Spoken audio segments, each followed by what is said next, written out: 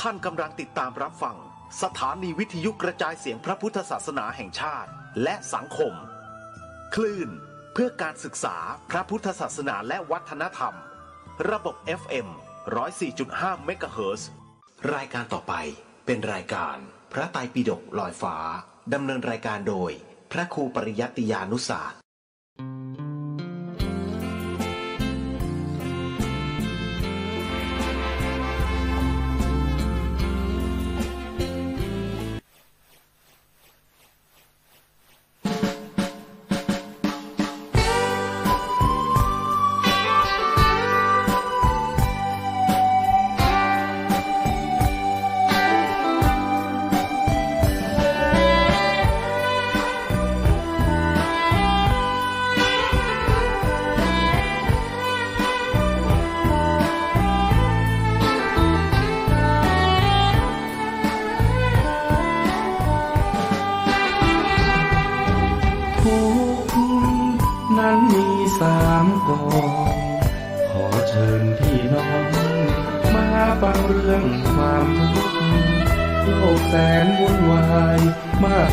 ปัญหามันรุกคนมีแต่ทุกข์ทวีทุกวี่ทุกวันทุกข์ทางกายและใจข้อหนึ่งฟังไว้เอาไปปรุงปรับแบ่งปันคำสอนมีมาทุกขเวทนาดื้อรั้นทุกอย่างเหนือฉันคือทุกขเวทนาข้อสองความทุกข์เรียกทุกขลักษณะทุกจริงจริงนั้นหรือทุกครั้งนั้นแลนาสภาพไม่คงที่เปลี่ยนไปตลอดเวลาคิดไปคิดมา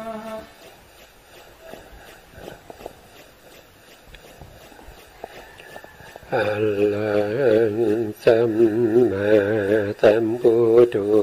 ภะคะวะพุทธังภะคะวันตังอะภิวาเทมิสวากขาโตภะคะวะตาธัมโมธัมมังนะมัสสามิสุปฏิปันโนภะคะวะโตสาวกสังโฆสังฆังนะมามินะโมตัสสะภะคะวะโตอะระหะโตสัมมาสัมพุทธัสสะนะโมตัสสะภะคะวะโตอะระหะโตสัมมาสัมพุทธัสสะนะโมตัสสะภะคะวะโตอะระหะโตสัมมาสัมพุทธัสสะสัมมาสัมพุทธมาตุลังสัสสะธัมมกานุตมังอาภิวาทิยาปาติสังอาภิธรรมตสังฆังตถาวุตตาภิธรรมัตตาจตุทาปรมัตถโตจิตตังเจตสิกังรูปังนิพพานะวิติสัพพทังขอกราบนมัสการพระมหาเถระพระสังฆาธิการพระเถรานุเถระและขอสวัสดีท่านผู้ฟังและผู้ชมทุกท่านที่ติดตามในรายการพระไตรปิฎกลอยฟ้าในเนื้อหาของพระพิธรรมครั้งนี้ก็เป็นครั้งที่64ในเรื่องของมิสกะสังคหะซึ่งมิสกะก็แปลว่าปะปนกันนะครับปะปนกันอะไรปะปนกันก็คือธรรมทั้งหลายที่ปะปนกันอะไรล่ะที่ปะปนกันนั่นก็คือได้แก่อกุศลก็มีนะอกุศลก็มีกุศลก็มีอภยกตะก็มีธรรมเหล่านี้ก็ ปะปนกันตั้งแต่เหตุ6นะครับเหตุ6ชานังคะมัคคังคะอินทรีย์แล้วก็พละตอนนี้เรากำลังอยู่ในส่วนที่พูดถึงในเรื่องของพละอยู่นะพละในที่นี้ก็มีอยู่9อย่างด้วยกันนะพละที่เป็นไปในส่วนที่เป็นบุญเป็นกุศลก็จะมีอยู่ทั้งหมดเนี่ยมีอยู่7ด้วยกันนะครับส่วนที่เหลืออีก2นั้นก็เป็นพละที่เป็นไปในฝ่ายที่เป็นอกุศลนะครั้งที่แล้วเราก็ศึกษาในส่วนที่เป็นคำบรรยายจบไปแล้ววันนี้เราก็จะมาขึ้นตรงที่เป็นตารางนะครับก่อนที่เราจะมาขึ้นตรงที่เป็นตารางในครั้งก่อนผมติดท่านผู้ฟังไว้เรื่องหนึ่งก็คือเรื่องในเรื่องของที่พูดถึงในเรื่องของอินทรีย์กับพละนะครับอินทรีย์กับพละ5เนี่ยธรรมที่เป็นอินทรีย์เนี่ยเมื่อพัฒนามีกำลังมากขึ้นก็จะเป็นพละใช่ไหมก็ได้เรียนท่านผู้ฟังว่าสภาวธรรมไม่ใช่อย่างนั้นนะครับคำว่าพละกับอินทรีย์เนี่ยก็คือเป็นธรรมที่เหมือนกันนะครับเป็นธรรมที่เหมือนกันแต่ว่าต่างกันเฉพาะใน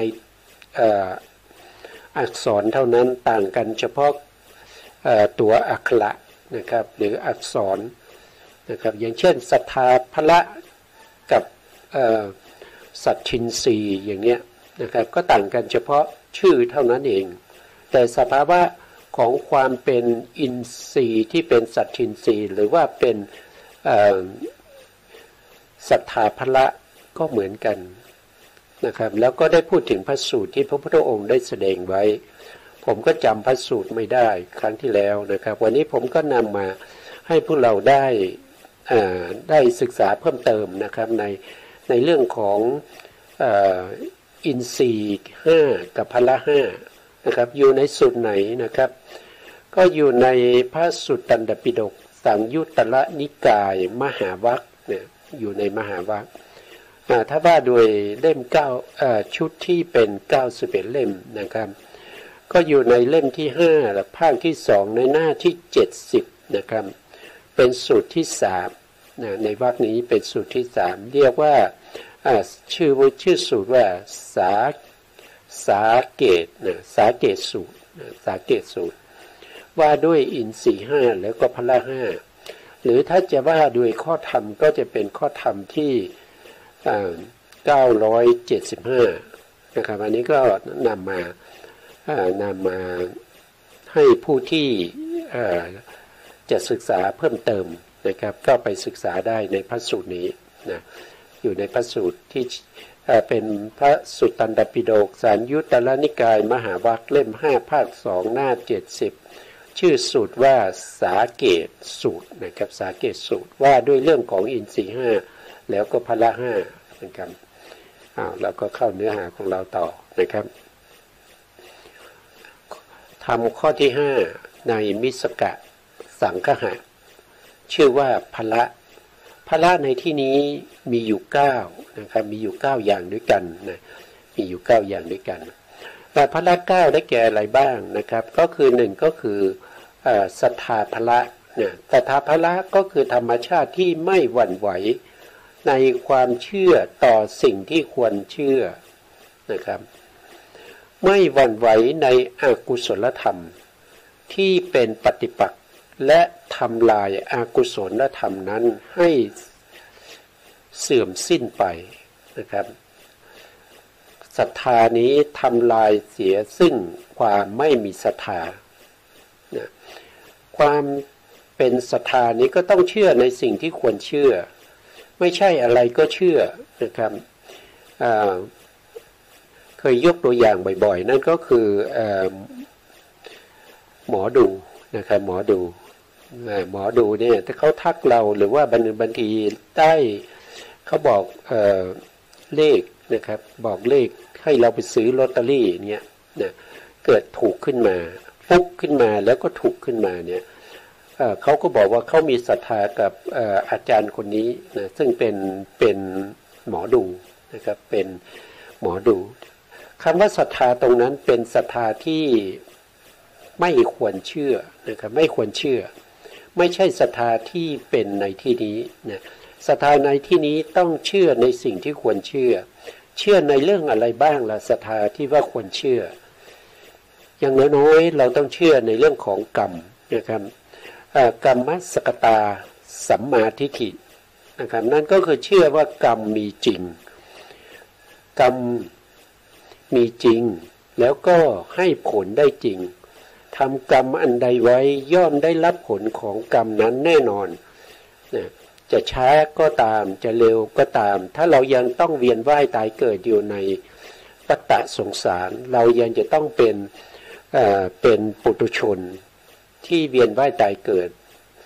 เราก็จะต้องได้รับผลของกรรมนั้นแน่นอนนะครับกรรมจะให้ผลก็เราก็จะต้องเราขึ้นอยู่กับสมบัติสี่นะสมบัติสี่กับวิบัติสี่สมบัติสี่ก็คือหนึ่งก็คือในเรื่องของ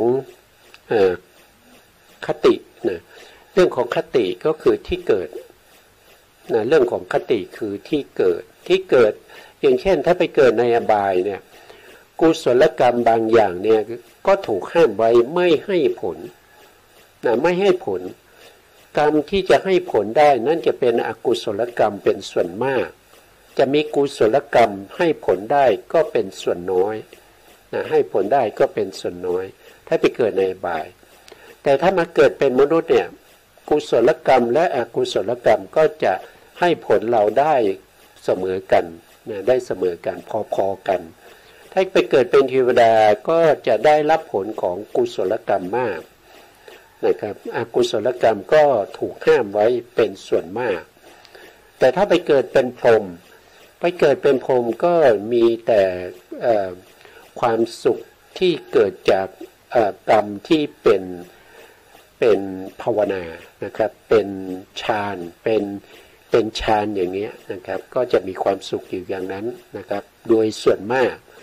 มีทุกข์เหมือนกันนะครับมีทุกข์เหมือนกันแต่เขามีทุกข์น้อยเขาไม่ได้มีทุกข์มากพวกที่เป็นพรหมเนี่ยไม่เหมือนกับมนุษย์แล้วก็สัตว์ในอบายนะครับอันนั้นก็คือเราต้องเชื่อในเรื่องของกรรมนะครับเชื่อในเรื่องของกรรมแล้วก็การให้ผลของกรรมเชื่อในการตรัสรู้ของพระสัมมาสัมพุทธเจ้าว่าพระพุทธองค์เนี่ยทรงตรัสรู้อริยสัจสี่ได้ด้วยพระองค์เองพระพุทธองค์เป็นพระอรหันต์ไกลจากกิเลสพร้อมทั้งวาสนาอย่างนี้เราก็ต้องเชื่อในสิ่งที่ควรเชื่อในพระธรรมคำสั่งสอนของพระสัมมาสัมพุทธเจ้านั่นก็คือเชื่อว่าคำสั่งสอนของพระสัมมาสัมพุทธเจ้านะครับเป็นคำสั่งสอนที่นำออกจากทุกข์ได้จริงนะบุคคลที่เขาปฏิบัติตามคำสั่งสอนของพระพุทธองค์แล้วก็พ้นจากทุกข์ได้เข้าสู่ปรินิพพานไปแล้วก็มากมายเห็นไหมครับมีมากมายเหลือเกินนับไม่ถ้วนนะครับก็เพราะอะไรก็เพราะยึดถือปฏิบัติตามคำสอนของพระสัมมาสัมพุทธเจ้าเชื่อว่าพระสงฆ์ที่ปฏิบัติดีปฏิบัติชอบมีจริงนะครับมีจริงนะครับได้เป็นพระอรหันต์เนี่ยมีจริงๆอย่างเช่นพระสารีบุตรพระโมคคัลลานะพระกัสสปะอย่างเนี้ยพระกัสสปะพระอานนท์นะครับหรือว่าจะเป็นพระกัจจายนะพระกัจจายนะพระมันตนีบุตรหรือพระอนุรุทธะอย่างเงี้ยก็มีมากมายนะครับสาวกของพระสัมมาสัมพุทธเจ้าที่ปฏิบัติแล้วก็ได้ดวงตาเห็นธรรมเป็นผู้ปฏิบัติดีปฏิบัติชอบเนี่ยเราก็จะเชื่อในสิ่งเหล่านี้ใช่ไหมเราก็จะเชื่อในสิกขาสามเชื่อในเรื่องของศีลว่ามีจริงนะครับผู้ที่ประพฤติปฏิบัติศีลให้บริสุทธิ์ผู้นั้นก็จะไม่ได้ไปเกิดในอบายอย่างเงี้ยนะ อันนี้ก็เป็นเรื่องของศรัทธาที่เป็นทั้งอินทรีย์แล้วก็พละจะต้องเป็นความเชื่อต่อสิ่งที่ควรเชื่อนะครับไม่ใช่เชื่อทุกสิ่งทุกอย่างจนไม่รู้ว่าอะไรเป็นสัจธรรมอะไรเป็นสมมุตินะก็ต้องเชื่อในสิ่งที่ควรเชื่อเท่านั้นแล้วก็กำลังที่เชื่อนั้นจะต้องเป็นธรรมชาติที่ไม่หวั่นไหวในความเชื่อนั้นนะครับไม่ทอดทิ้งทุละในความเชื่อตั้งมั่นในความเชื่อนั้นอย่างมั่นคงไม่หวั่นไหวก็จะเป็นพละศรัทธาพละอย่างเงี้ยนะศรัทธาพละก็คือองค์ธรรมเขาได้แก่ตัวศรัทธาเจตสิกนะศรัทธาเจตสิกเกิดที่ไหนก็เกิดในโสภณจิต91เพราะศรัทธานี้เขาเป็นเจตสิกประเภทที่เป็นโสภณสาธารณเจตสิกนะเขาจะเกิดเฉพาะในจิตที่เป็นโสภณจิตเท่านั้นโสภณจิตมีอยู่91โสภณจิตมีอยู่30นะรวมกันก็จะเป็นจิต121แบ่งเป็น2ส่วนก็คือส่วนที่ไม่ดีเราก็จะเรียกว่าเป็นอโสภณส่วนที่ดีก็จะเรียกว่าเป็นโสภณนะศรัทธาเจตสิกจะเกิดเฉพาะในจิตที่เป็นโสภณเท่านั้นถ้าเป็นโลภะนะศรัทธาจะไม่เกิดร่วมด้วยนะศรัทธาก็จะไม่เกิดร่วมด้วยนะต่อไปในข้อที่2นะครับก็คือวิริยาพละนะธรรมชาติที่ไม่หวั่นไหวในความเพียรในความเพียรความบักบั่นความพยายามในการที่จะเจริญในเรื่องของสติปัฏฐาน4นะครับตามระลึกเนืองๆถึงกายานุปัสสนาสติปัฏฐานกายานุปัสสนาสติปัฏฐานอย่างเช่นตามระลึกถึงอิริยาบถใหญ่4ใช่ไหมครับ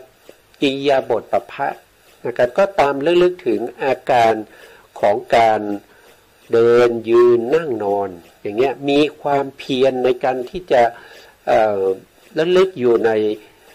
อาการเคลื่อนไหวต่างๆของอิริยาบถนั้นนะ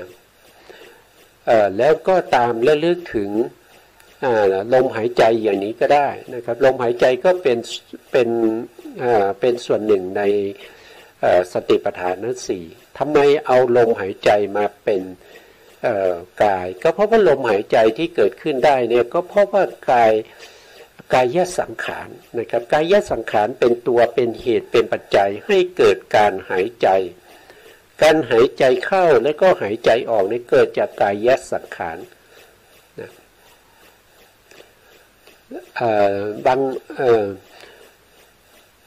อย่างเช่นที่เราเรียนมาในชั้นจุลตรีในปริเฉดที่7ที่พูดถึงเรื่องของจิตตชรูปที่เป็นสามัญก็คือลมหายใจเนี่ยก็เกิดขึ้นเนื่องเขาเป็นจิตตชรูปเกิดจากการหายใจปอดที่พองขึ้นหรือยุบลงเนี่ยเกิดจากธาตุลมที่เรียกว่าวายโยธาตุนะครับที่ทำหน้าที่ในการทำให้ปอดของเราเนี่ยบีบตัวแล้วก็ขยายเมื่อบีบตัวแล้วก็ขยายก็จะทำให้ลมในระบบการหายใจนี้ก็จะเคลื่อนไหวไปตามปอดที่อยู่ในร่างกายอันนี้ก็เป็นธาตุลมเป็นกายสังขารนะอันนี้ก็เป็นการระลึกถึงระลึกเนืองๆในอิริยาบถต่างๆในกายนะครับระลึกเนืองๆถึงเวทนาในเวทนาอยู่อย่างเนี้ยต้องมีวิริยะนะครับตัวที่จะเป็นตัวที่ปฏิบัติต้องมีวิริยะซึ่งเป็นความเพียรที่ตั้งมั่นไม่หวั่นไหวต่อ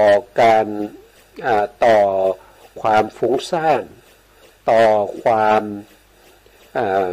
วิจิกิจฉาต่อกามฉันทราคะต่อปฏิฆะเหล่านี้นะครับต้องมีวิริยะถ้าไม่มีวิริยะก็จะประพฤติปฏิบัติไม่ก้าวหน้านะครับข้อที่สามก็คือสตินะเดี๋ยวองค์คำนะครับองค์คำของวิริยะก็คือวิริยะเจตสิกนะครับที่ในวิริยะจิตที่ในวิริยะสัมปยุตตจิต105นะครับวิริยะนี้เป็นเจตสิกที่อยู่ในอัญญสมณะเจตสิก13ดวงนะครับใน13ดวงนี้เขาจะจัดอยู่ในประเภทที่เป็นปกิณกะเจตสิกปกิณกะเจตสิกก็คือเกิดกับจิตได้เลี่ยลายทั่วไปไม่ทุกดวงบางดวงเขาไม่เกิดบางดวงเขาก็เกิดนะครับวิริยะตัวนี้เกิดกับจิตได้อยู่66ดวง66ดวงจิตที่เขาไม่เกิดนั่นก็คือได้แก่วิริยะจิต16นะครับวิริยะจิต16ก็คือได้แก่อเหตุกะวิปากจิต15นะเฉพาะที่เป็นวิบากนะครับวิบากก็จะเป็นสีเขียวตรงนี้นะตรงนี้เป็นวิบากนะก็จะมีอยู่15ดวงนะครับทั้งที่เป็นอกุศลวิบากมีอยู่7นะครับอเหตุกะกุศลวิบากมีอยู่8รวมกันก็จะเป็น15แล้วก็จะมีปัญจทวาราวชนจิตอีก1ก็รวมเป็น16ดวงนี้จะไม่มีวิริยะเกิดร่วมด้วยนะจะไม่มีวิริยะเกิดร่วมด้วยนะต่อไปข้อที่3กันนะครับก็คือสติพละสติพละก็คือธรรมชาติที่ไม่หวั่นไหวในการระลึกชอบนะระลึกชอบสติระลึกชอบในอะไรก็ชอบในสติปัฏฐานนะสติปัฏฐานทั้ง4กายานุปัสสนาสติปัฏฐานเวทนานุปัสสนาสติปัฏฐานจิตตานุปัสสนาสติปัฏฐานแล้วก็ธรรมานุปัสสนาสติปัฏฐานมีสติและลึกอยู่ในธรรมเหล่านั้นเนืองๆโดยมีวิริยะเป็นตัวที่ประคองแล้วก็ค้ำจุนเอาไว้ซึ่งกุศลธรรมทั้งหลายที่กำลังทำหน้าที่ในการระลึกถึงสติปัฏฐานทั้ง4อยู่ขาดวิริยะหรือว่าขาดสติความดำเนินไปของความดำเนินไปในวิปัสสนาญาณก็เป็นไปไม่ได้เลยนะครับวิปัสสนาญาณจะเกิดขึ้นได้ก็จะต้องมีความเพียรจะต้องมีสติจะต้องมีปัญญาจะต้องมีความอดทนในการที่จะตามระลึกถึงสภาวะของความเป็นรูปเป็นนามกว่าที่เราจะได้ผลของการปฏิบัติสติปัฏฐานทั้ง4ออกมาเป็นวิปัสสนา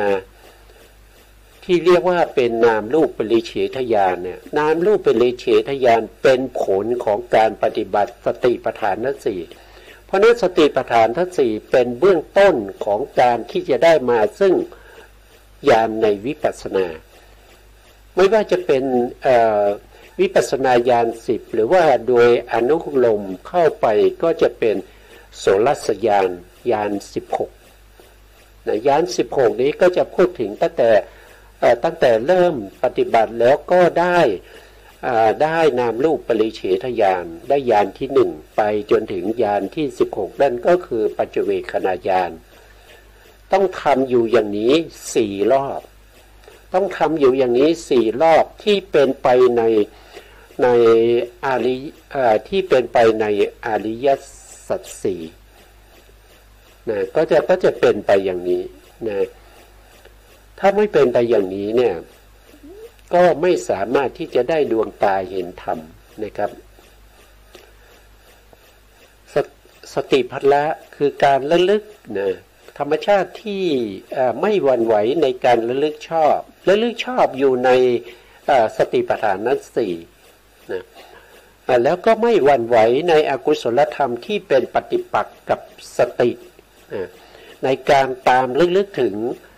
รูปนามอยู่นะครับทำลายเสียซึ่งอกุศลธรรมนั้นให้เสื่อมสิ้นไปนะก็เป็นหน้าที่ของสติวิริยะศรัทธาพวกนี้ที่เป็นไปในกุศลธรรมนะองค์ธรรมของสติก็คือได้แก่สติเจตสิกที่เกิดร่วมกับจิตที่เป็นโสภณจิต91นะเหมือนกันกับศรัทธานะครับเกิดร่วมกับโสภณจิต91นะส่วนวิริยะนี้ขาดไปนิดนะครับวิริยะพละเนี่ยมันมีในส่วนที่เป็นอกุศลด้วยนะครับเขาไม่ได้ประกอบกับโสภณจิตโดยฝ่ายเดียวเขาประกอบกับอกุศลได้ด้วยเพราะฉะนั้นเราก็จะเห็นว่าโดยวิริยะเนี่ยประกอบกับจิตนี่ก็จะเป็นวิริยะสัมปยุตตจิต105เห็นไหมครับ105ซึ่งมากกว่า91อ่ะมากกว่าโสภณะนั่นแสดงว่าเขาประกอบในอาโสภณะก็ได้แล้วก็ประกอบแล้วก็ยังเป็นพละด้วยเป็นวิริยะพละด้วยเวลาไปเกิดกับโลภะมูลจิต8โทสะมูลจิต2นะครับแล้วก็โมหะมูลจิต2เขาก็สามารถที่จะเข้าถึงความเป็นพละด้วยมีกำลังด้วยไม่หวั่นไหวด้วยแต่เป็นไปในส่วนที่เป็นอกุศลธรรมเป็นไปในส่วนที่เป็นอกุศลเขาไม่หวั่นไหวในการที่จะให้เขาเลิกตกปลาอย่างเงี้ยเขามีความตั้งมั่นไม่หวั่นไหวในการที่จะตกปลาอย่างเงี้ยมันเป็นอกุศลธรรมใช่ไหมครับการที่ตั้งมั่นไม่หวั่นไหวนั่นคือวิริยะตัวนั้นไปเกิดร่วมกับจิต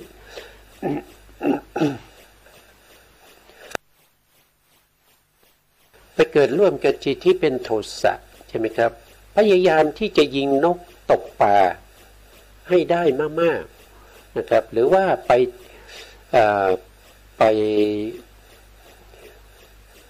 ประกอบอาชีพที่เป็นมิจฉาชีพอย่างเช่นมีการฆ่าสัตว์แล้วก็นำเอาเนื้อสัตว์ไปขายอย่างเงี้ยนะก็มีความเพียรเหมือนกันเพราะอยู่ไหนล่ะอยู่ในโทสะมูลจิตนะอยู่ในโทสะมูลจิตในการฆ่าเนี่ยอยู่ในโทสะมูลจิตแต่ถ้ามีความยินดีพอใจ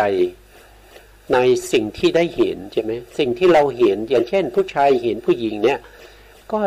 มีความยินดีพอใจในผู้หญิงนั้นอย่างนี้ก็เป็นวิริยะที่มีกำลังเรียกว่าเป็นวิริยะพละที่เกิดร่วมกับโลภะมูลจิตเนี่ยเกิดร่วมกับโลภะมูลจิตอย่างนี้นะแล้วถ้าไปเกิดร่วมกับโมหะมูลจิตที่เป็นวิจิกิจฉาสัมปยุตก็มีความมั่นคงตั้งมั่นในการสงสัยในคุณของพระพุทธพระธรรมพระสงฆ์โดยไม่เสื่อมคลายมีความสงสัยด้วยกำลังที่ประกอบกันของวิริยะที่อยู่ในวิจิกิจฉาสัมปยุตอย่างนี้ก็เป็นอกุศลได้ด้วยนะวิริยะไม่ใช่จะประกอบได้เฉพาะในโสภณจิตสามารถประกอบในอโสภณจิตก็ได้ยกเว้นเฉพาะจิตที่เราเรียกว่าเป็นอวิริยะจิต16ดวงเท่านั้นนะนอกนั้นเกิดได้หมดเลยเกิดได้เท่าไหร่ล่ะเกิดได้ถึง105ดวงด้วยกันนะอันนี้ก็เป็นวิริยะได้ทั้งกุศลได้อกุศลได้ทั้งโสภณะแล้วก็อโสภณะนะถ้าเป็นศรัทธาได้เฉพาะในส่วนที่เป็นโสภณะถ้าเป็นสติก็ได้เฉพาะในส่วนที่เป็นโสภณะ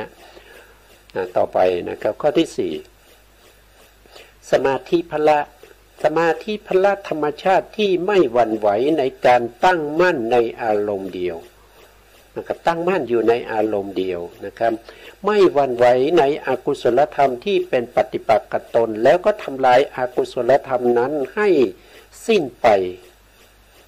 อกุศลธรรมนั้นคืออะไรก็คือความฟุ้งซ่านทำให้ความฟุ้งซ่านนั้นสิ้นไปหมดไปนะครับความฟุ้งซ่านบางครั้งก็จะเกิด ฟุ้งซ่านไปเนี่ยเป็นพื้นฐานเป็นเหตุเป็นปัจจัยให้ไปพบกับอารมณ์ที่เราไม่ชอบใจ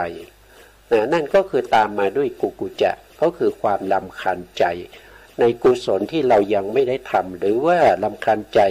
ในอกุศลธรรมที่เราทำไปอย่างนี้ก็เกิดเป็นกุกุจะขึ้นมาก็กลับกลายเป็นจิตที่เป็นโทสะมูลจิตนะแต่ถ้าเป็นฟุ้งซ่านเนี่ยฟุ้งซ่านโดยการ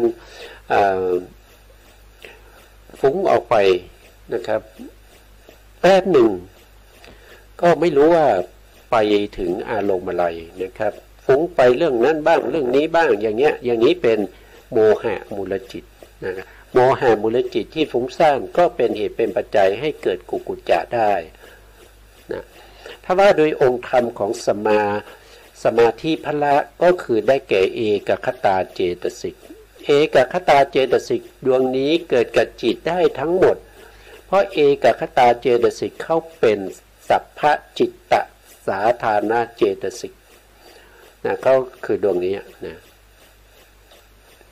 เป็นสัพพเป็นสัพพจิตตสาธารณเจตสิก7เพราะฉะนั้นเขาเกิดกับจิตได้ทั้งหมด121ดวงไม่เว้นเลยนะเอกคตาดวงนี้นะแต่ที่สามารถจะเข้าถึงความเป็นสมาธิพละได้เนี่ยมีอยู่แค่104เท่านั้นนะจิตทั้งหมดที่มีเอกคตาประกอบอยู่เนี่ยสามารถเข้าถึงความเป็นสมาธิพละหรือที่เราผ่านมาก็คือสมาธินสี่นะสมาธินสี่คือเอกคตานั้นสามารถเข้าถึงจิตคือสามารถประกอบอยู่ในจิตนั้นแล้วก็สามารถเข้าถึงความเป็นอินทรีย์แล้วก็พละได้อยู่104ดวง104ดวงนั่นแสดงว่าเว้นไปอยู่17ดวงนั้นก็คือเว้นอวิริยะจิต16นะครับอวิริยะจิต16ก็คือถ้าอเหตุกาวิปากจิต15ปัญจทวาราวชนะจิตอีก1รวมก็เป็น16แล้วก็เอกคตาที่อยู่ในวิจิกิจฉาสัมปยุตตจิตซึ่งเป็นจิตที่ลังเลสงสัยไม่ปัจจัยเชื่อสงสัยนะครับเป็นจิตที่สงสัยเอกคตาที่อยู่ในวิจิกิจฉาสัมปยุตนั้นทำหน้าที่ในการสงสัยเพราะฉะนั้นเอกคตาจึงไม่สามารถเข้าถึงความเป็นใหญ่เป็นผู้ปกครองหรือว่าความไม่หวั่นไหวนะครับในจนสามารถเข้าถึงความเป็น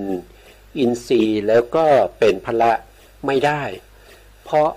เขาลังเลสงสัยเขายังไม่ปากใจเชื่อเขายังไม่ตัดสินใจว่าเขาจะทำอย่างไงเขายังสงสัยอยู่จะไปซ้ายดีหรือไปขวาดีหรือว่าจะไปข้างหน้าไปข้างบนหรือลงไปข้างล่างเนี่ยเขา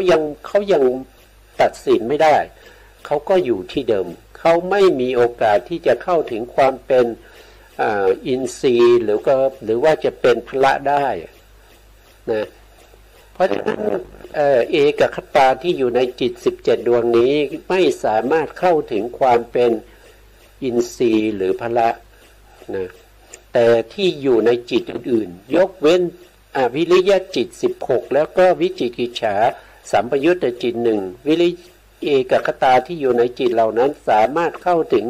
สมาธิพละได้นะต่อไปข้อที่5นะปัญญาพละนะปัญญาพละก็คือธรรมชาติที่ไม่หวั่นไหวในการรู้ตามความเป็นจริงนะรู้ตามความเป็นจริงรู้อย่างไงก็คือรู้ตามสภาวะของรูปนามที่เป็นไปตามความเป็นจริงนะเขาเป็นอย่างไรก็ให้รู้ตามนั้นไม่ต้องไปบัญญัติไม่ต้องไปให้เขาเป็นไปตามที่เราต้องการนะให้เขาเป็นอย่างไรเราก็รู้ตามนั้นแหละเราไม่ต้องไปบังคับให้เขาเป็นไปตามที่เราต้องการนะรู้ตามความเป็นจริงเมื่อรู้ตามความเป็นจริงในรูปในนามเนี่ยนะนั่นก็แสดงว่าเรารู้ตามความเป็นจริงในอริยสัจสี่ อย่างเช่นรูปเนี่ยนะครับอย่างเช่นเราเจริญในเรื่องของกายานุปัสสนาสติปัฏฐานเนี่ยพระพุทธองค์แสดงกายานุปัสสนาสติปัฏฐานให้พวกเราได้ประพฤติปฏิบัติตามและลึกรู้อยู่ในกายในกายเนี่ยเพื่อให้เราเนี่ยไปเกิดญาณอย่างรู้ในการที่จะละสุภวิปลาสที่เห็นว่ารูปเนี่ยเป็นสิ่งที่สวยงามนะจริงๆรูปนะเขาไม่ได้สวยงามเขาเป็นอสุภะเมื่อเราตามและลึกรู้ถึงรูปนั้นอยู่บ่อยๆก็จะเข้าถึงความเป็นอสุภะของรูปนั้นได้นะอันนี้ก็คือการที่เราละสุภวิปลาสด้วยปัญญานะครับด้วยปัญญาแต่ปัญญาก็ต้องอาศัยสติอาศัยวิริยะอาศัยสมาธิด้วยนะครับในการที่จะร่วมด้วยช่วยกันที่เราเรียกว่าเป็นมรรคนะมรรคก็จะต้องรวมกันให้อย่างน้อยๆต้องมีมรรคมีองค์7ในทุติยฌานขึ้นไปถึงสามารถที่จะมีนิพพานเป็นอารมณ์แล้วก็กำจัดเสียซึ่งอนุสัยกิเลสโดยความเป็นสมุเฉทนะโดยความเป็นสมุเฉทตามสมควรแก่มรรคนั้นๆถ้าเราไม่ระลึกรู้ตามความเป็นจริงอย่างเนี้ยเราก็ไม่สามารถที่จะกำจัดอนุสัยกิเลสได้ไม่สามารถกำจัดอนุสัยกิเลสได้เราก็ยังต้องเป็นปุถุชนอยู่ถึงแม้ว่าเรามีปัญญาพละที่เป็นไปในโลกียจิตเช่นในมหากุศลญาณสัมปยุตปัญญาเจตสิกที่อยู่ในนั้นสามารถที่จะเข้าถึงความเป็นใหญ่เป็นผู้ปกครองหรือว่าเข้าถึงความไม่หวั่นไหวก็ได้แค่ตัดทางฆ่าประหารตัดทางฆ่าประหารก็คือการประหารกิเลสทั้งหลายเป็นครั้งเป็นชั่วขณะเป็นขณะไปนะเราเป็นชาวพุทธเราไม่ได้ปรารถนาการที่จะได้ปัญญาประเภทนั้นนะแต่เรามีจุดมุ่งหมายในการที่จะได้ปัญญาที่เป็นสัมมาทิฏฐิที่เข้าถึงการประหารโดยความเป็นสมุเฉทองค์ธรรมของปัญญาพละก็คือได้แก่ปัญญาเจตสิกนะครับที่ในญาณสัมปยุตจิต79นะครับเราก็จะเห็นได้ว่าตัวปัญญาเจตสิกเนี่ยเขาจะประกอบกับจิตได้แค่79ดวงเท่านั้นเขาเป็นเจตสิกที่เป็นฝ่ายโสภณะแต่เขาไม่ได้ประกอบกับจิตที่เป็นโสภณจิตทั้งหมดเขาประกอบได้แค่79เท่านั้นนะครับ79เท่านั้นเขาไม่ได้ประกอบกับโสภณจิตอยู่12ดวงโสภณจิต12ดวงนั้นก็คือได้แก่มหากุศลญาณวิปยุตตจิต4มหาวิปากญาณวิปยุตตจิต4มหากิยาญาณวิปยุตตจิต4รวมกันก็จะเป็น12เขาปัญญานั้นจะไม่เกิดกับจิตที่เป็นญาณวิปยุต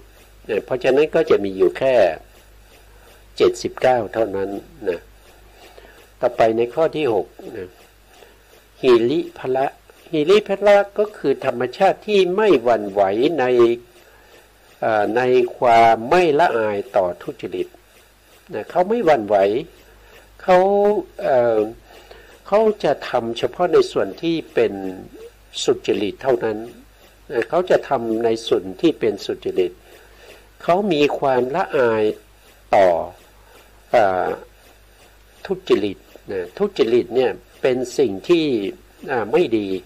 เขามีความละอายเพราะฉะนั้นความละอายเนี่ยมันเกิดขึ้นมาภายในนะครับความละอายไม่ได้อาศัยอารมณ์หรือธรรมภายนอกนะแต่อาศัย ธรรมที่อยู่ในภายในของเราเกิดความละอายนะครับละอายว่านะครับเราก็อายุมากแล้วนะครับเรายังทำตัวเป็นเด็กๆอย่างนี้นะก็อายใครอายลูกอายหลานอย่างเงี้ยนะครับความอายเกิดขึ้นมาในใจเรานะครับไม่ได้เกิดจากอารมณ์ภายนอกนะอันนี้เป็นหิริพละนะแล้วก็หิริพละก็ไม่หวั่นไหวในอกุศลธรรมที่เป็นปฏิปักษ์กับตนและทำลายอากุศลธรรมนั้นให้เสื่อมไปนะเมื่อหิริเกิดขึ้นเนี่ย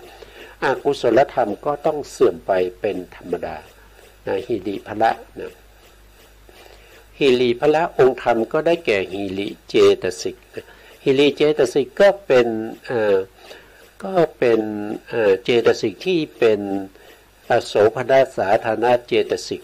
นะครับเกิดร่วมกับโสภณจิตนะโสภณจิตตรงนี้ต้องเป็น91นะครับตรงนี้ตกไปนะก็เป็นโสภณจิต91จริงๆแล้วตรงนี้ก็ต้องเติม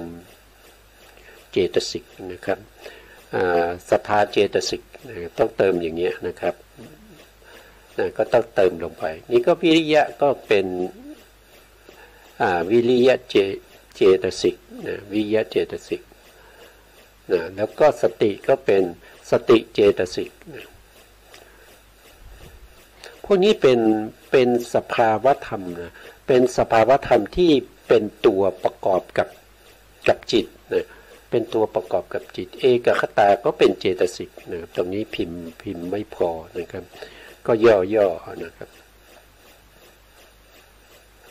พิมพ์ย่อๆก็ใช้ได้นะ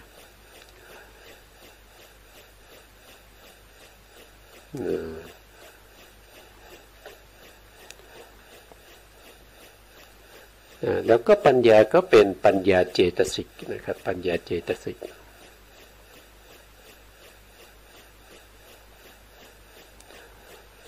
หิริก็เป็นเจตสิกเหมือนกันนะครับไม่มีสภาวธรรมเหล่านี้เป็นเจตสิกหมดเลยนะ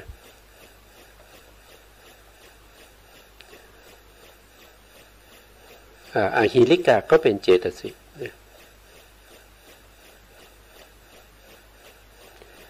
อนุตตปะก็เจตสิก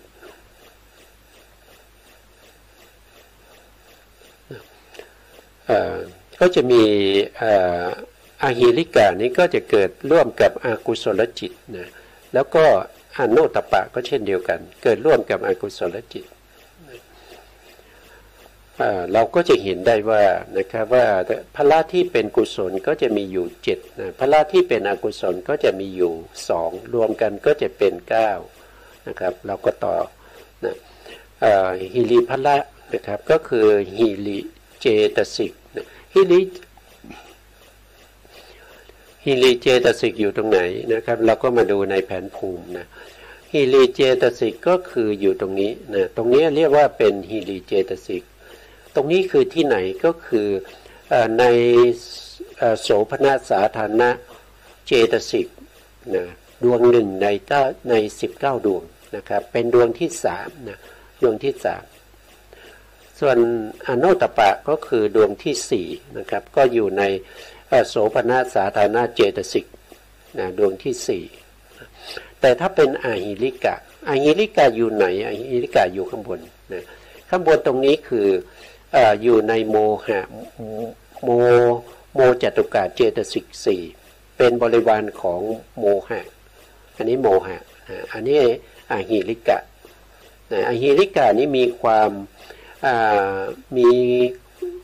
ไม่ละอายนะครับเป็นสภาวะธรรมที่ไม่ละอายต่ออกุศลธรรมเป็นสภาวะที่กล้าทำในส่วนในธรรมที่เป็นอกุศลในธรรมที่ไม่ดีเขาเป็นตัวที่กล้าทำเขาไม่มีความละอายนะต่อมานะครับดวงนี้อนุตตปะก็คือเป็นเจตสิกที่เป็นอกุศลเจตสิกเป็นบริวารของโมหะเจตสิกนะอยู่ในกลุ่มของโมจตุกะเจตสิก4นะก็มีความไม่ละอายต่อ ทุจริตกรรมนะกล้าทำในเรื่องของอกุศลทั้งหลายนะกล้าทำในเรื่องของอกุศลทั้งหลายไม่ว่าจะเป็นการฆ่าสัตว์การเบียดเบียนสัตว์การลักทรัพย์การประพฤติผิดในกามนะครับการกล่าววจีทุจริตสี่หรือการดื่มสุราเมลัยสิ่งเสพติดทั้งหลายนะเขากล้าทำเขากล้าแสดงออกในทางที่ไม่ดีนะส่วนอาหิริกะก็ไม่ละอายนะไม่ละอายนะไม่ละอายกับไม่กลัวนะครับไม่กลัวอโนตปะก็คือไม่กลัวไม่เกรงกลัวในการทำอกุศลนะเราก็รู้ที่อยู่ของทั้งที่เป็นหิริเจตสิกนะครับสามารถเข้าถึงความเป็นพละได้นะประกอบอยู่ในโสภณจิต91นะ91แล้วก็โอตปะนะโอตปะก็คือธรรมชาติที่ไม่หวั่นไหวในความไม่สะดุ้งกลัวต่อทุจริตนะครับคือเขากลัวนั่นเองนะครับเขากลัวทุจริตนะเขากลัวที่กลัวว่าจะได้ไปทำทุจริตนะครับเพราะว่ามีคำว่าไม่ตรงเนี้ยนะเห็นไหมครับมีคำว่าไม่สองตัวนี้ซ้อนกันก็คือกลัวนั่นเองนะกลัวต่อทุจริตนะก็คือธรรมชาติที่หวั่นไหวในธรรมชาติที่ไม่หวั่นไหวในอกุศลธรรมที่เป็นปฏิปักษ์และก็ทำลายอากุศลธรรมนั้นให้สิ้นเสื่อมไปนะครับองค์ธรรมก็คือได้แก่โอตปะเจตสิกนะโอตปะเจตสิก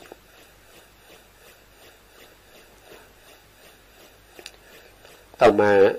ก็จะเหลือในส่วนที่เป็น อกุศลนะอกุศลก็จะมีอยู่สองนะครับที่ปรากฏชัดเจนนะที่ปรากฏชัดเจนเป็นองค์ธรรมที่ชัดเจนนะครับเป็นฝ่ายอกุศลอย่างเดียวไม่ประกอบกับในส่วนที่เป็นกุศลได้เลยก็จะมีอยู่สองนั่นก็คืออหิริกพละธรรมชาติที่ไม่หวั่นไหวในความไม่ละอายต่อทุจริตนะก็คือเขาไม่ละอายเขาทำได้นะครับในสิ่งที่ไม่ดีเขาไม่ละอายเขาสามารถทำได้นะไม่หวั่นไหวในอกุศลธรรมที่เป็นปฏิปักษ์กับตนและทำลายอกุศลธรรมนั้นให้เสื่อมสิ้นไปนะก็คือเขาไม่ละอายนะครับเขากล้าทำนะครับมีไม้สองตัวนะครับมีไม้สองตัวนั่นก็แสดงว่ากล้าทำในอกุศลธรรมนะไม่เขาไม่ละอายเขากล้าทำนะครับองค์ธรรมก็คือได้แก่อหิริกะเจตสิกที่ในอกุศลจิต12อันนี้แยกไปส่วนที่เป็นอกุศลชัดเจนไม่เกิดในกุศลนะแล้วต่อไปในข้อที่9อโนตปะพละความไม่ธรรมชาติที่ไม่หวั่นไหวในความไม่สะดุ้งกลัวต่อทุจริตมีไม่สองตัวก็คือกล้าทำทุจริตนะกล้าทำในสิ่งที่เป็นทุจริตทั้งหลายนะแล้วก็ไม่หวั่นไหวในอกุศลธรรมที่เป็นปฏิปักษ์กับตนและก็ทำลายอกุศลธรรมนั้นให้สิ้นไปความไม่ละอายต่อทุจริตมีไม่สองตัวก็คือกล้าทำในสิ่งที่เป็นทุจริตนั่นเองนะต่อไปองค์ว่าโดยองค์ธรรมก็คือได้แก่อโนตปะเจตสิกที่ในอกุศลจิต12มาถึงตรงนี้ถ้ามีคำถามว่าในพละ9เนี่ยที่เป็นไปในฝ่ายอกุศลอย่างเดียวเนี่ยได้แก่อะไรนะครับได้แก่อะไรก็คือได้แก่อหิริกะและก็อโนตปะที่เป็นไปในอกุศลอย่างเดียวนะครับแล้วก็ธรรมที่เป็นไปในฝ่ายที่เป็นกุศลอย่างเดียวหรือเป็นไปในฝ่ายที่เป็นโสภณะอย่างเดียวมีเท่าไหร่นะครับมีเท่าไหร่นะมีเท่าไหร่ ก็จะมีอยู่ห้านะครับก็จะมีอยู่ห้าก็คือศรัทธาพละนะศรัทธามานับดูนะห้าหรือเปล่าไม่รู้หนึ่งก็คือศรัทธาพละนะครับสองก็คือสติพละสามก็คือปัญญาพละสี่ก็คือหิริพละห้าก็คืออโนตตปะพละนะเจตสิกเหล่านี้จะประกอบเฉพาะในส่วนที่เป็นโสภณะเท่านั้นมีอยู่ห้านะครับมีศรัทธาพละมีสติพละมีปัญญาพละมีหิริพละแล้วก็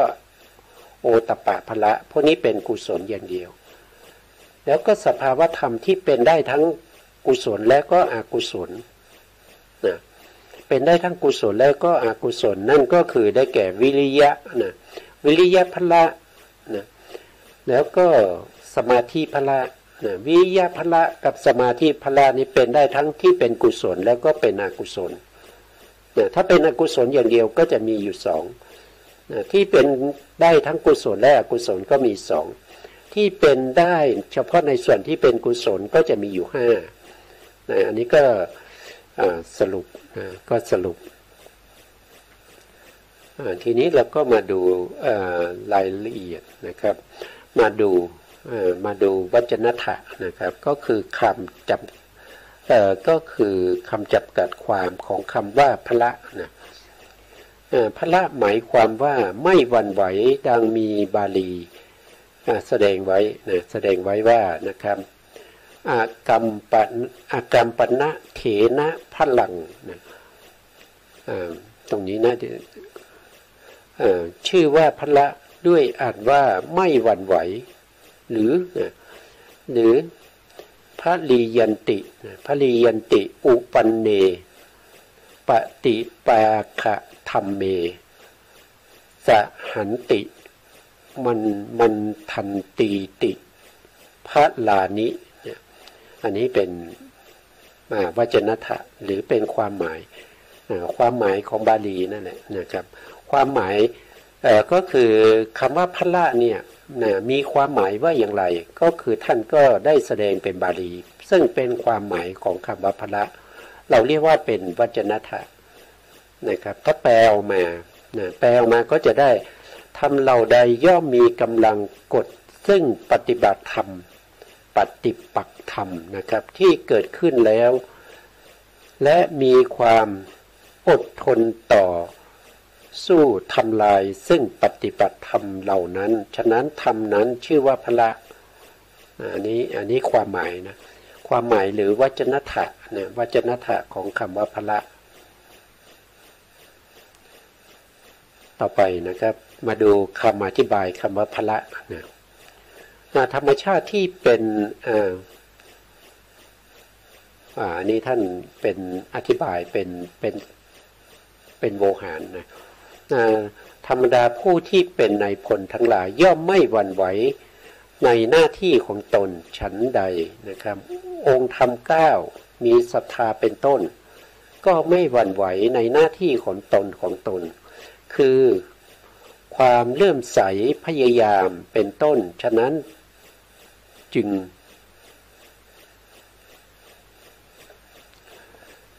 จึงชื่อว่าพละนะครับก็คือเปรียบเทียบกับนายพลนะครับก็นายพลทหารเนี่ยเขาก็ไม่หวั่นไหวนะไม่หวั่นไหวในหน้าที่ของตนนะครับเขาเป็นถึงนายพลนะเขาก็จะหวั่นไหวได้ไงนะอันนี้ก็ชัดเจนนะครับก็ชัดเจนไม่ต้องอธิบายมากเนี่ยต่อไปนะครับความไม่หวั่นไหวสองอย่างคือนายพลบางคนไม่หวั่นไหวในหน้าที่ของตนคือความเป็นผู้ปกครองผู้ที่อยู่ใต้บังคับบัญชาของตน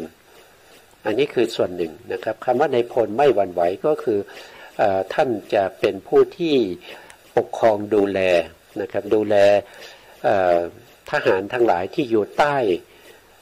บังคับบัญชาของตัวเองนะครับสามารถที่จะใช้ทหารเหล่านั้นนะครับหรือว่าจะใช้นายพันนะครับนายพันนายร้อยหรือว่าพลทหารให้ทำงานตามที่นายพลสั่งนะครับอันนี้คืออย่างที่หนึ่งนะและเมื่อได้ ประสบกับข้าศึกศัตรูแล้วก็ไม่หวั่นไหวสามารถทำลายล้างข้าศึกนั้นนะอันนี้ก็คือทำลายอะไรทำลายข้าศึกนะครับซึ่งเป็นถ้าเป็นฝ่ายที่เป็นพละเป็นกุศลก็ทำลายอกุศลใช่ไหมอย่างเช่นปัญญาอย่างเนี้ยปัญญาก็ทำลายอะไรก็ทำลายมิจฉาทิฏฐินะครับสัมมาทิฏฐิก็ทำลายมิจฉาทิฏฐินะแล้วก็สภาวธรรมที่สัมปยุตกันนะครับพวกที่เป็นพละเนี่ยเขาก็จะไม่หวั่นไหวเขามีกำลังนะเขามีกำลังเขาก็ไม่หวั่นไหวต่อสภาวธรรมอื่นนะครับอย่างเช่นในสัมปยุตธรรมเนี่ยนะก็จะมีเจตสิกเกิดร่วมด้วยมีจิตเป็นประธาน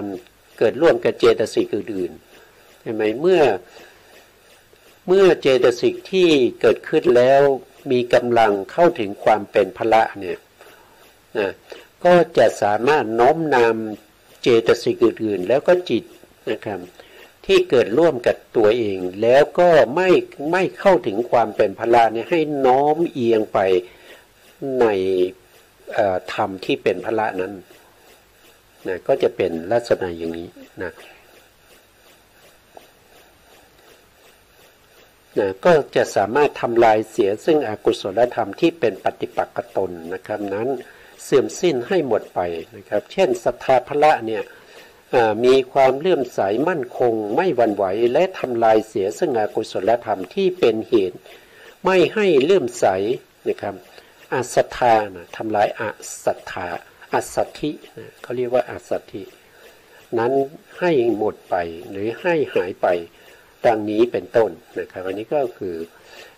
ก็อธิบายถึงเรื่องของพละนะวันนี้เวลาเราหมดนะครับวันนี้เราก็เอาไว้แค่นี้นะครับเราก็จะกลับมาพบกันใหม่ในครั้งต่อไปในครั้งต่อไป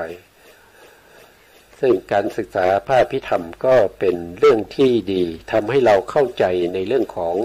นามธรรมที่เกิดอยู่ในตัวของเรานะครับปกติแล้วเราก็ไม่รู้ไม่เข้าใจนะไม่รู้ไม่เข้าใจว่าจิตคืออะไรเจตสิกคืออะไรนะเจตสิกเป็นสภาวธรรมที่ปรุงแต่งในจิตนะปรุงแต่งเป็นมีทั้งที่เป็นเวทนานะครับหรือเป็นเวทนาขันธ์สัญญาขันธ์สังขารขันธ์นะพวกนี้เป็นตัวที่คอยทำให้จิตนั้นนะครับท่านอุปมาเหมือนกับว่าจิตเนี่ยเป็นน้ำที่ใสๆนะน้ำใสๆเนี่ยเฉพาะจิตนะแต่เมื่อเราเจตสิกเนี่ยผสมลงไปในน้ำนั้นก็จะเปลี่ยนสีไปตาม